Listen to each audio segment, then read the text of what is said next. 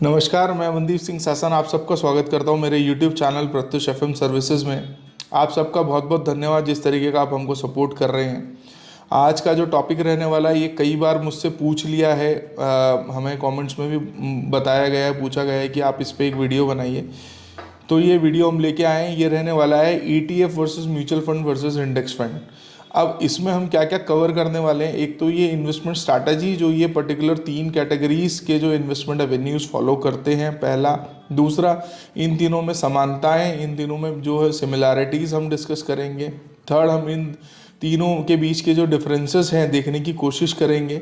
उसके बाद में सबसे बड़ा जो सवाल हमेशा पूछा जाता है कि हमें कौन सा इन्वेस्टमेंट में जाना चाहिए, हमें ETF करना चाहिए, हमें इंडेक्स फंड करना चाहिए, या हमें म्यूचुअल फंड्स में जाना चाहिए। तो हम उस पर भी आएंगे।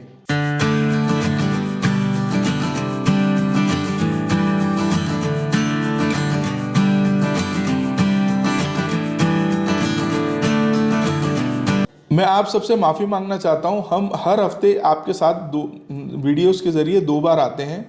इस ट्यूसडे पे मेरा वीडियो नहीं आया है क्योंकि मेरी पर्सनल हेल्थ इश्यूज़ के कारण मैं नहीं आ पाया था। 100% रिकवरी हेल्थ स्टेटस में हो चुकी है, बट आवाज़ में कहीं ना कहीं अभी थोड़ी बहुत प्रॉब्लम बची है। बट अब से आपको ये जो वीडियोज़ हैं ये कंटिन्यू मिलते रहेंगे।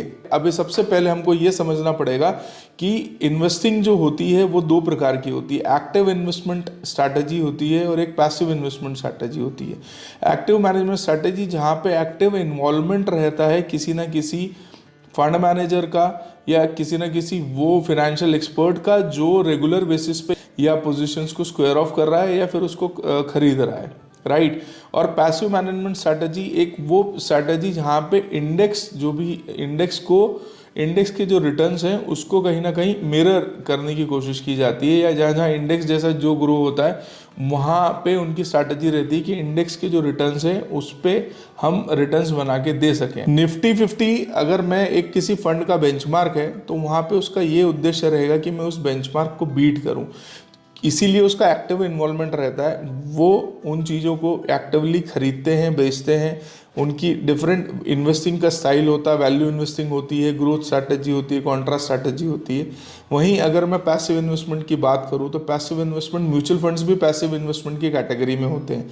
वो होते हैं इंडेक्स फंड, जहाँ पे खाली इंडेक्स के रेप्लिका एक फंड्स होते हैं जहाँ पे पूल ऑफ मनी इन्वेस्टर से लिया जाता है और इंडेक्स पे लगाया जाता है, भले वो बैंक निफ्टी हो या IT हो या इंफ्रा हो या FMCG हो, तो वो वहाँ पे पैसिव होता है। अब रही बात ETFs की, तो ETF भी एक्सचेंज ट्रेडेड फंड वो फंड्स होते हैं जो कि कहीं ना कहीं पैसिव, उनकी जो स्ट्रैटेजीज की बात करें तो वो पैसिव इनकम इन्वेस्टमेंट स्ट्रैटेजी में आते हैं।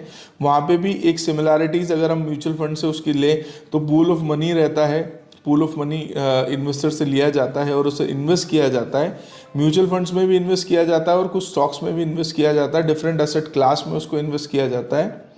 बट उसका एक जो डिफरेंस होता है वो ये होता है कि वो रियल टाइम पे ट्रेड होता है। जैसे अगर हम म्यूचुअल फंड में बात करें तो दिन की एक बार अपडेटेड NAV आती है पूरे मार्केट का, जो भी दिन का लेखा जोखा होता है उससे।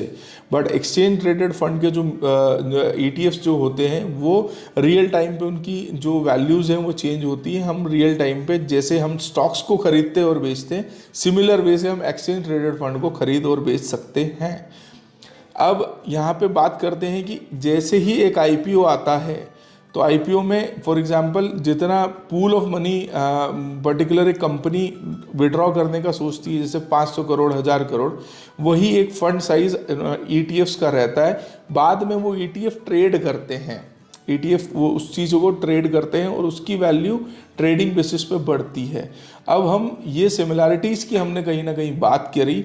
अब ये भी इंडाइसेस को, इंडेक्स को जो है ट्रेस करते हैं, मिरर करके इंडेक्स के जो परफॉर्मेंसेस हैं उसको रेप्लिकेट करने की कोशिश करते हैं। अब छोटा सा इसमें एक मैंडेटरी एक इशू ये है कि म्यूचुअल फंड्स हम बिना डीमैट अकाउंट के भी इन्वेस्ट कर सकते हैं, बट ETF अगर मैं आपको ETF में इन्वेस्ट करना है तो इसमें आपको जो है डीमैट इज़ कंपलसरी, डीमैट आपका होना चाहिए, क्योंकि वो सेम जैसे स्टॉक्स को आपके डीमैट में आता है और देन वहाँ से फिर वो ट्रेड होता है, सेम उसका जो प्रोसेस ETF में भी रहता है। और दूसरा ये है कि लिक्विडिटी इश्यूज के पर्सपेक्टिव में अगर हम समझें तो कम ट्रेडिंग होने के वजह से, कम ETFs का वॉल्यूम होने से लिक्विडिटी में थोड़ा सा जो है कम रहता है in comparison with mutual funds. अब हम बात करते हैं म्यूचुअल फंड्स के।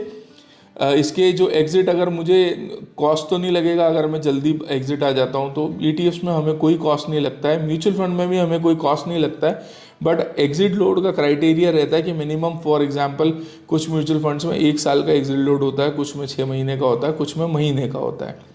तो ये हमने बात की ETF के बेसिक स्ट्रक्चर की और उसकी सिमिलैरिटीज़ और उसके हमने डिफरेंसेस की बात की कि वो कैसे डिफरेंट है म्यूचुअल फंड से।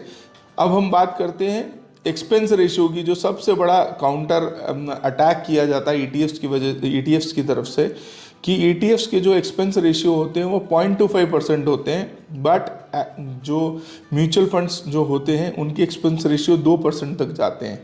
तो अब इसमें ये बहुत ही, अगर एक्सपेंस रेशियो को हमें बात करें तो ये बहुत ही लो एक्सपेंस रेशियो में आते हैं।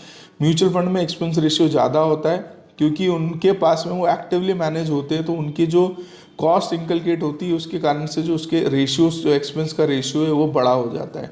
तो ये एक बहुत बड़ा पॉइंट है जहाँ पे एड्रेस करते हैं। अब हम मेन क्वेश्चन ये है कि कई बार ये भी बोला जाता है कि ETFs जो है, कई लार्ज कैप फंड्स जो हैं वो इंडेक्स को भी बीट नहीं करते हैं, रिटर्न्स को बीट नहीं कर पाते हैं, तो आप इंडेक्स फंड करना चाहिए आपको। कई बोलते हैं हमें म्यूचुअल फंड करना चाहिए, कई बोलते हैं हमें जो है ETFs करना चाहिए। तो किसके लिए क्या बेटर है, हम उस पर डिस्कशन करेंगे। मेरा सिंपल सा एक आप सबको सजेशन है कि अगर आपने आपकी रिस्क प्रोफाइलिंग कर ली है, मैं एक एग्जांपल लेके आपको समझाता हूँ कि फॉर एग्जांपल मेरी एज 55 है और मैं वेरी फर्स्ट टाइम मुझे इन्वेस्ट करना है। मेरी रिस्क प्रोफाइलिंग जो कि बहुत मॉडरेट कैटेगरी में आएगी, बट मुझे इन्फ्लेशन को अगर बीट करना है तो मुझे अगर वेरी फर्स्ट टाइम इक्विटी में आना है, इक्विटी के पॉइंट पे अगर मुझे आना है तो मैं इंडेक्स फंड ज़्यादा कंपैरेटिवली सेफर रहते हैं, ETFs कंपैरेटिवली ज़्यादा सेफर रहते हैं विद, अगर मैं उसे कंपेयर करूँ किसी ब्लू चिप से, किसी मिड कैप से या किसी स्मॉल कैप से। तो आपके रिस्क और रिटर्न दोनों को आपको देखना पड़ेगा। आपका रिस्क जो है सबसे हाई होता है स्मॉल कैप कैटेगरी के फंड में या थीमेटिक कैटेगरी के फंड में, अगर आप म्यूचुअल फंड की बात करते हैं, और वहीं रिस्क ज़्यादा होने के साथ में उनको जो आपके परफॉर्मेंस डिलीवर करने का या आपके जो रिटर्न्स जो जनरेट करने का भी सबसे ज़्यादा जो चांसेस होता है वो इन्हीं कैटेगरी में होता है। और अगर अब मुझे सबसे सेफेस्ट कैटेगरी में रहना है, अगर मुझे इंडेक्स पे देखना है, जहाँ शेयर मार्केट जाएगा, जहाँ वो पर्टिकुलर इंडेक्स जाएगा, उसी के रेप्लिक का मुझे अगर रिटर्न चाहिए तो मुझे ETF या मुझे इंडेक्स फंड में प्लेस होना चाहिए। अगर आप वेरी फर्स्ट टाइम इन्वेस्टर हैं, जो अब आपको मार्केट का मूवमेंट समझना है या मार्केट को थोड़ा सा टाइम देके और थोड़ा सा अपना जो रिस्क, जो आपका एपेटाइट है उसको बढ़ाना है, तो यस आपके लिए ETFs अच्छा है और इंडेक्स फंड अच्छे हैं। और अगर आपको ऐसा लगता है कि मेरे ब्लू चिप कैटेगरी के फंड अगर इंडेक्स फंड को बीट नहीं कर पा रहे हैं, तो अगर कोई वो इन्वेस्टर्स जिनको ब्लू चिप में इन्वेस्ट करना है वो ETFs में जा सकते हैं और या वो फिर इंडेक्स फंड में आ सकते हैं। अगर स्मॉल कैप कैटेगरी या थीमेटिक कैटेगरी के फंड है, एग्जाम्पल अगेन लेते 20 साल का एक यंग एज का एक बंदा है जिसे अभी उसने इन्वेस्टमेंट जर्नी स्टार्ट की है, उसने अगर एसेट एलोकेशन में, डाइवर्सिफिकेशन में अगर म्यूचुअल फंड रखा है तो साइमल्टेनियसली वो ETF भी रख सकता है और म्यूचुअल फंड में डाइवर्सिफिकेशन के तहत में वो स्मॉल कैप या थीमेटिक फंड भी रख सकता है। क्यों? क्योंकि उसकी एज उसको अलाउ करती है फॉर एनीथिंग, समथिंग हैपन्स 1 साल के टेन्योर में या 2 साल के टेन्योर में, जैसे हम कोविड का एग्जांपल ले लें, या अभी से 1-1.5 साल से हम देखें तो मार्केट 58,000 और 66,000 के बीच में ही कई बार ऊपर नीचे आ चुका है। तो इस केस में जब 55 साल के एक व्यक्ति के कंपैरिजन में 20 साल के व्यक्ति के पास में ज़्यादा टाइम रहेगा कि वो पेशेंस रख सकता है, बट 55 साल के व्यक्ति के लिए डिसेंट और कंसिस्टेंसी जो है ज़्यादा इम्पॉर्टेंट है, वो रिस्क वहाँ पे ज़्यादा नहीं लेने की कोशिश कर सकते। तो मुझे लगता है कि आपको ये जो है बेसिक जो है डिफरेंसेस पता चले होंगे, ETF का मैकेनिज्म आपको पता चला होगा। अब हम कुछ ETFs जो बेस्ट ETFs हैं अपनी अपनी कैटेगरी में हैं, हम उनको डिस्कस कर लेते हैं। अगर आपको इंडेक्स कैटेगरी का ETF सबसे अच्छा देखना है तो सबसे अच्छा आपको मोतीलाल ओसवाल का नैस्डैक का ETF जो है वो बहुत ही एक अच्छा ETF है जहाँ पे रिटर्न्स उसके अगर हम 3 साल के रिटर्न्स देखेंगे तो वो 16% कंपाउंडेड एनुअली ग्रोथ रेट के हिसाब से वो ग्रो हुआ है। अगर हमें गोल्ड के कैटेगरी का ETF देखना है, गोल्ड अगर एज एन एसेट क्लास का ETF देखना है, तो सबसे अच्छा जो ETF है वो है इन्वेस्को का गोल्ड ETF। और अगर हमें सेक्टर या थीमेटिक फंड का अगर ETF देखना है तो हम या कोटक का PSU या निपॉन का PSU जो है ETF देख सकते हैं। मैंने जितने भी म्यूचुअल फंड का डिस्कशन किया या ETF का डिस्कशन किया, यहाँ पे मेरा कोई पर्सनल पेड प्रमोशन या पर्सनल मेरा कोई बेनिफिट नहीं है, एजुकेशनल पर्पस के लिए मैंने आपसे ये जो है डिस्कस किया है। प्लीज़ आप अपने फिनेंशियल एडवाइज़र से या जब भी आप कोई इन्वेस्टमेंट करें, आप अपने फिनेंशियल एडवाइज़र या आपके जो भी इन्वेस्टमेंट काउंसलर हैं उससे प्लीज़ बैठ के ये डिस्कस करें, देन ही इसे आगे आप इम्प्लीमेंट करें। तो ये कुछ ETFs हैं जहाँ पे मैंने बात की आपसे कि ये बेस्ट परफॉर्मिंग ETFs हैं। बट मैं एक चीज़ वापस बोलना चाहूँगा कि ETFs अगर आपको आपका होराइजन जो है वेल्थ क्रिएशन का है और लॉन्ग टर्म वेल्थ होराइजन है, तो मैं हमेशा मेरा ये प्रेफरेंस रहता है कि आप म्यूचुअल फंड को ज़्यादा प्रेफर करिएगा। वेल्थ क्रिएशन सबसे ज़्यादा एक्टिव मैनेजमेंट फंड्स में होती है comparison to passive management funds.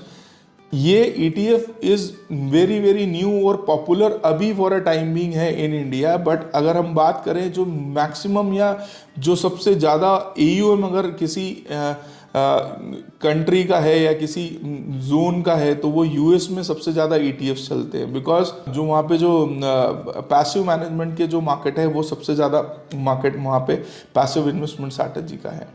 I hope आपको ये वीडियो पसंद आया होगा। अगर आपको कुछ भी क्वेरी इसके रिलेटेड है तो आप हमें प्लीज़ इसे कमेंट में बताइए। हमारे नंबर्स पे आप हमसे डायरेक्ट टच में आके बात कर सकते हैं, ईमेल्स पे आप हमसे पूछ सकते हैं, कमेंट के थ्रू पूछ सकते हैं। अगर आपको अच्छा लगता है तो इसे लाइक शेयर सब्सक्राइब कीजिए ताकि ये ज़्यादा जनों तक पहुंच पाए। अगले ही किसी वीडियो में इंटरेस्टिंग एक टॉपिक के साथ में आपके सामने फिर मिलते हैं। आपका बहुत बहुत धन्यवाद।